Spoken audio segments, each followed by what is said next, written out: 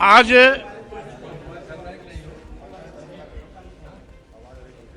देश जल रहा है, प्रदेश जल रहा है। भाजपा की गलत नीतियों से करोड़ों नौजवान बेरोजगार हो गया। गरीबी का आलम यह है कि 80 करोड़ लोगों की जिंदगी 5 किलो 10 किलो चावल पे आके ठहर गई। महंगाई का आलम यह है कि आम लोगों का जीवन दूभर हो गया। वादा करने के बावजूद भी मोदी सरकार किसानों को लाभकारी मूल्य आज तक नहीं दे पाई। किसानों की एक ही मांग थी कि उनके उपज का न्यूनतम समर्थन मूल्य घोषित किया जाए। सरकार आज तक किसानों की बात को स्वीकार नहीं की। छुट्टा जानवर किसानों की हरी भरी फसल चर की चौपट कर रहे हैं। सरकार उस पर रोक लगाने में प्रभावहीन रही है। किसान को आज जब अपने फसल खरीफ की फसल के लिए खाद उर्वरक की आवश्यकता होती है तो खाद का ब्लैकमेल हो रहा है। किसान को खाद के नाम पर लाठियां मिलती हैं या पुलिसिया तंज मिलता है। 27,764 स्कूल बंद होने कगार पर हैं, जबकि योगी सरकार हर 400-500 मीटर पर शराब की दुकान धड़ाधड़ खोल रही है। एक और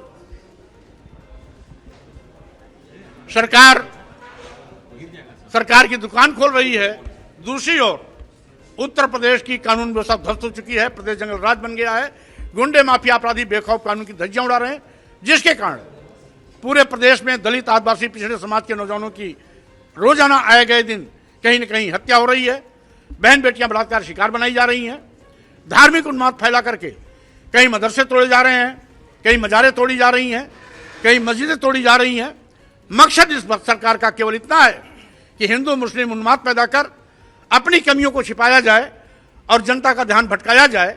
इसलिए साजिश के तहत भारतीय जनता पार्टी, केंद्र सरकार, प्रदेश सरकार हिंदू मुस्लिम और मस्जिद मंदिर का नारा देकर के हिंदू मुस्लिम भाईचारा सौहार्द को खत्म करने पर आमादा है।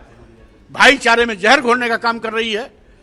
अपनी जनता पार्टी इन तमाम ज्वलंत समस्याओं को लेकर के संविधान सम्मान जनहित ओंकार यात्रा लेकर के प्रदेश भ्रमण पर निकली है। 6वें चरण में आज हम बनारसी में हैं। इसके बाद हम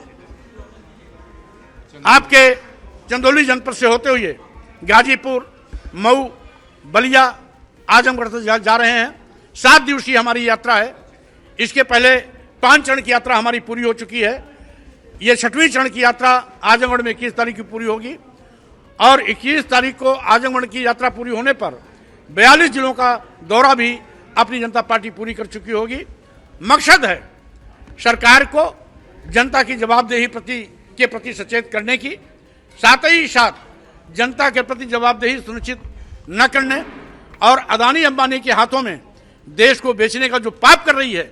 जैसा कि सर्वविदित है कि माननीय प्रधानमंत्री मोदी जी ने देश के सभी बंदरगाह, एयरपोर्ट, एयर इंडिया, बहुतेरे रेलवे स्टेशन, कई दर्जन ट्रेनें, LIC जैसी बड़ी संस्था, अदानी अंबानी तथा कुछ चंद बड़े थलीशाहों को कौड़ियों के भाव बेच दिया। देश का बेचा जाना स्वाभाविक रूप से जाहिर करता है कि भारतीय जनता पार्टी सरकार नहीं चला पा रही है। इसीलिए अपने मित्र अदानी और अंबानी को सरकारी विभाग चलाने के लिए दे रही है।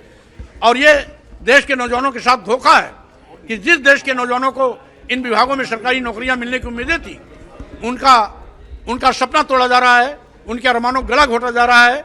और साथ ही साथ सरकार देश प्रदेश की जनता के प्रति जवाबदेह न होकर केवल अदानी और अंबानी के प्रति अपनी जवाबदेही सुनिश्चित कर रही है, जिसका अपनी जनता पार्टी घोर विरोध करती है। राम भद्राचार्य जी संत हैं, उनको संत की भाषा बोलनी चाहिए। अमर्यादित टिप्पणी करने का औचित्य नहीं है। अगर मुस्लिम महिलाएं 25 बच्चे पैदा करती हैं तो अन्य धर्म के महिलाओं को 25 बच्चा पैदा करने से रोका किसने? एक चीज। दूसरी चीज, किसी मुस्लिम महिला ने 25 बच्चे नहीं पैदा किए, यह मैं दावा करता हूं। अगर एक भी महिला 25 बच्चे पैदा की हो तो राम भद्राचार्य जी इसको उदाहरण दें, तब मैं उनकी बात को मानूंगा। अन्यथा वह दिवालिये मानसिकता के शिकार हो चुके हैं, पागलपन के शिकार हो चुके हैं। इसी प्रकार से पागलपन की भाषा बोल रहे हैं।